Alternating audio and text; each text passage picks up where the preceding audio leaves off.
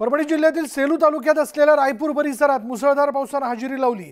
पावसाच्या आगमनामुळे गावातील ओढ्याला मोठ्या प्रमाणात पाणी आले आणि त्यामुळे ओढ्यावरील पूल पाण्याखाली गेलाय। पर्याय नसल्याने नागरिकांना याच पाण्यातून जीव घेणा प्रवास करावा लागतोय। प्रवाशांच्या धोकादायक प्रवासाकडे मात्र प्रशासन दुर्लक्ष करताना दिसतंय।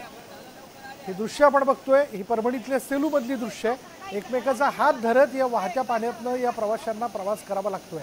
जनावरं घेऊन हे प्रवासी जे आहेत तिथले स्थानिक जे आहेत ते प्रवास करताना दिसतात। अधिक माहिती आपण जाणून घेणार आहोत। आमचे प्रतिनिधी विशाल माने आपल्या बरोबर आहेत। विशाल, परभणीतल्या सेलू मधलं हे कुठलं ठिकाण आहे जिथे आता अशा प्रकारे पाणी वाहतंय आणि तिथल्या स्थानिकांना असा धोकादायक प्रवास करावा लागतोय?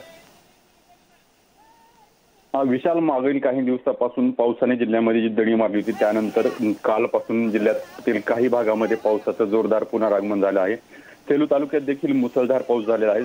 सेलू तालुक्यामध्ये असलेलं जे रायपूर नावाचं गाव आहे, या गावाच्या शेजारी एक छोटा ओढा वाहतो आणि या ओढ्यावर एक छोटा पूल आहे। दरवर्षी मोठा पाऊस झाला की या पुलावरून हे पाणी जातं आणि याच धोकेदायक परिस्थितीमध्ये त्या ठिकाणी असलेल्या शेतकऱ्यांना आपलं पशुधन घेऊन शेताकडे जावं लागतं किंवा शेताकडून घराकडे येतानाही तोच मार्ग त्यांना वापरावा लागतोय।